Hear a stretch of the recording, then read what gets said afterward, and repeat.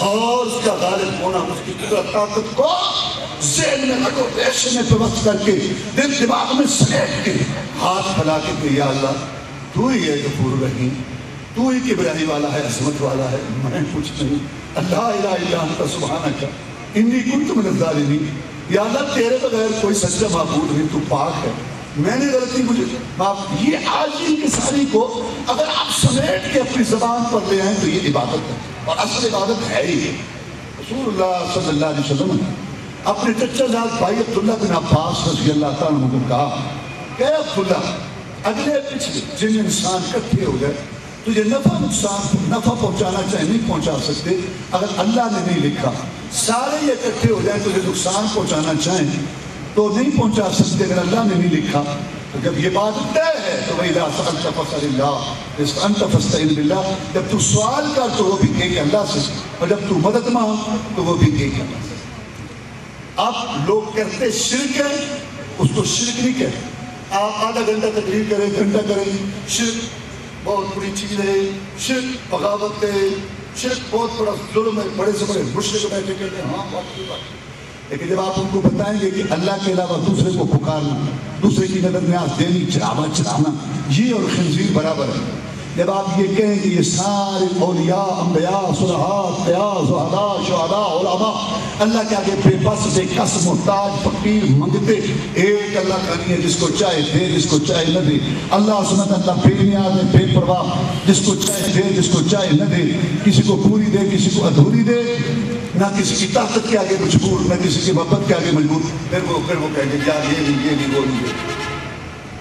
تو شیطان نے ان کے دماغ میں یہ باتیں ڈالی نہیں۔ اب مسئلہ تو مسئلہ ہے تو مجھے کہا گیا وسیلے کا مسئلہ۔ اب دیکھو جو پکار رہا ہے قبر والے کو کہ میرا یہ کام کر، وہ بھی یار یہ ٹھیک نہیں ہے، اللہ تعالیٰ نے منع۔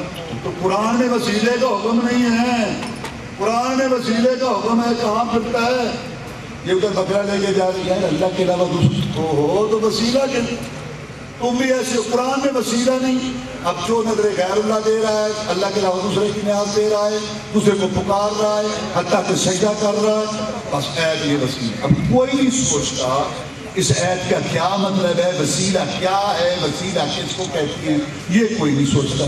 اب شرک کفر کے اوپر اگر آپ وسیلہ کا لیبل لگا دیں، پیشاب کی بوتل پر آپ لکھ دیں شربت بدوری، یہ تو کوئی بات نہیں ہے، اپنی مرضی سے تو نہیں ہے۔ یہ تو شیطان نے سوچا، جب وہ گناہ کرواتا تھا بندہ توبہ کرتا تھا اللہ معاف کر دیتا، پھر گناہ کرواتا بندہ توبہ کرتا اللہ معاف کر دیتا۔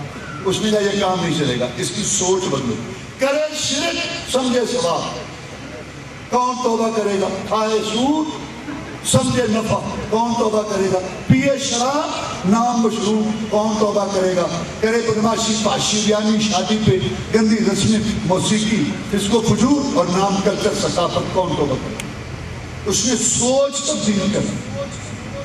اب یہ بھی اس نے سوچ تبدیل کی۔ اب اللہ کیا فرماتے ہیں، توجہ کیجیے، یا ایھا الذین آمنوا اتقوا اللہ، اے ایمان والو اللہ سے ڈرو، وابتغوا اور تلاش کرو، طلب کرو، الہ اللہ کی طرف، الوسیلہ نزدیکی، قرب، اللہ کی نزدیکی تلاش کرو، اللہ کا قرب تلاش کرو، یعنی اللہ کے نزدیک ہو، اس کی خوشنودی تلاش کرو، اس کی رضامندی تلاش کرو۔ اب اللہ کی نزدیکی کیسے ہوگی؟ نیک عمل کر کے۔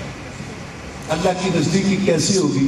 اعمال صالحہ، نیک اعمال، اور ایک عمل کا ذکر بھی آگے اللہ نے کر دیا، وجاہدوا فی سبیلہ لعلکم تفلحون، اللہ کی راہ میں جہاد کرو تاکہ تم کامیاب ہو جاؤ۔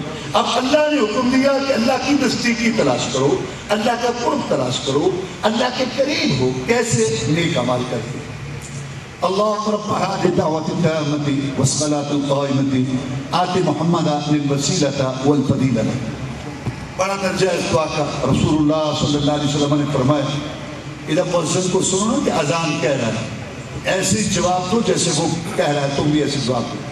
اور حی علی الصلاۃ حی علی الفلاح کی جگہ کہو لا حول ولا قوۃ الا باللہ، وہ کہہ رہے ہیں آؤ نماز کی طرف، آؤ کامیابی کی طرف، آپ لا حول ولا قوۃ الا باللہ پڑھیں۔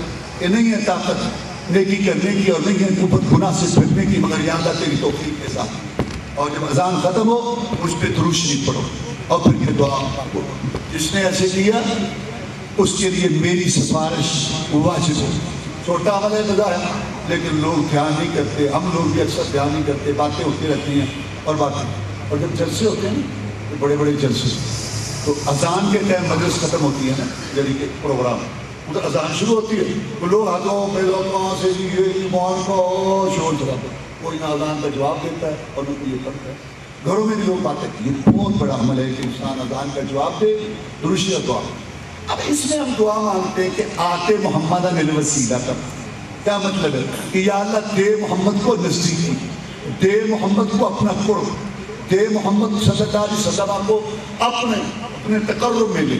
اور آگے کیا ہے وَبَعْثُ مَقَامًا مَحْمُودًا الذی تقرب کیا ہے اس کو مقام محمود. جیسے اللہم صلی علی محمد، وہ ہمارے مؤثر ہیں، انہیں تکلیف پر اٹھا کے پریشانیاں اٹھا کے ہماری ایک بہترین دین جو ہے ہمارے لیے چھوڑا. ہمیں چاہیے کہ ہم ان کے احسان کا بدلہ اتاریں، لیکن ہم نہیں اتار سکتے تو کوشش تو کرنی چاہیے. یہ درود شریف پڑھنا دراصل ان کے احسان کا بدلہ اتارنے کی کوشش ہے. تو ہم دعا کرتے ہیں نا اللہ سے اپنے پیغمبر کے لیے اللہم صلی علی محمد وعلی آل محمد.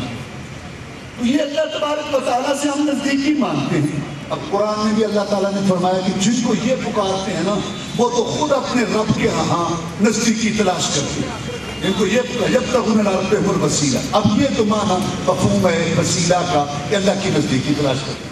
لیکن ہندوستان پاکستان میں تو اللہ پاک فرمائے جیسے شریعت وہ چیز بدل دی گئی. یہ بھی بڑا مسئلہ ہے. رسول اللہ صلی اللہ علیہ وسلم تشریف لائے، مکہ کے لوگ دین ابراہیم پر اپنے آپ کو سمجھتے تھے اور دین ابراہیم کی بہت ساری باتیں نام کے ساتھ موجود تھی. مثلا حج موجود تھا، سخاوت موجود، عمرہ موجود تھا، لیکن ایسی شکل اس کی تبدیل کر دی گئی تھی اللہ معاف فرمائے کہ اللہ کے گھر میں بت رکھے ہوئے تھے اور اپنے آپ کو ابراہیمی کہتے تھے. بالکل اسی طرح آج کل مسلمانوں کی اکثر طبقے کی یہ عادت ہو چکی ہے. اذانیں بھی ہو رہی ہیں، نمازیں بھی ہو رہی ہیں، درود شریف بھی ہے، مسلمان بھی ہے، زکوٰۃ اور عمرہ بھی ہے، لیکن قرآن حدیث کو سامنے رکھو اور پھر ان کو دیکھو تو مشرک اور بالکل اسلام سے خارج. ایسا ان کا نظریہ اور ان کا عقیدہ ہوتا ہے قرآن. لیکن وہ کہتے ہیں کہ بالکل یعنی اس کی مثال آپ یوں سمجھیں کہ جیسے ایک عمارت ہو، اس عمارت کے سب کچھ کمرے وغیرہ دروازے سب موجود ہیں. ایک آدمی آیا اس عمارت کو گرا دے، ساری گرا دے، مٹیریل کو ہی رکھے لیکن اس کو تبدیل کر. جہاں مین گیٹ تھا وہاں کھڑکی لگا دے، جہاں کھڑکی تھے مین گیٹ، ادھر کا کمرہ ادھر، ادھر کی دیوار ادھر، ادھر مٹیریل وہی ہے باہر وہ جی وہی مکان ہے، ہاں وہی ہے، لیکن اگر دیکھا جائے تو سارا تبدیل ہوتا ہے، سب بدل چکا. یہ اکثریت مسلمان، اس لیے اللہ نے فرمایا ما یؤمن اکثرهم باللہ الا وهم مشرکون. اکثریت اللہ کے ساتھ ایمان لانے والوں کی مشرک ہوتی ہے اور وہ شرک میں مبتلا ہوتی ہے.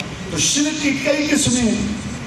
یہ تو اللہ کے علاوہ دوسرے کا حکم ماننا، حاکمیت کا شرک، قبروں کا شرک. اسی طرح وسیلے کا شرک بھی ایک بہت بڑی بات کہ مردوں کا وسیلہ اور فوج شجان کا وسیلہ یا زندوں کا وسیلہ دے کے مانگنا دعا کے اندر کہ یا اللہ میرا یہ کام کر دے محمد رسول کے وسیلے سے، باب فرید کے وسیلے سے، علی حمیری کے وسیلے سے، وسیلے سے، صدقے سے، طفیل سے، واسطہ، یہ ساری ایک ہی بات ہے. اب یہ کرتے ہیں اکثریت مسلمانوں کی اس کے اندر. اب مسلمانوں کے اندر چار گروہ یعنی جو اپنے آپ کو مسلمان کہلاتے ہیں جو مشہور ہیں، تو ان میں ایک بریلوی ہے، ایک شیعہ ذات. ان سب کا وسیلے کے متعلق کیا نظریہ ہے؟ اور یہ جو دیوبندی حضرات ہے تبلیغی اور اس میں یہ بھی ہے جماعت اسلامی کے لوگ بھی اکثر ہنفی ہیں، یعنی ان کو جدید ایڈیشن سمجھ لو جماعت اسلامی اور تبلیغی جماعت کو ہنفیت کا. ایک ہے حدیث ہیں تو دیوبندیوں میں کچھ 4 آنے 2 آنے وہ مماتی ہیں. بہرحال یہ تقریباً ہمارے سامنے.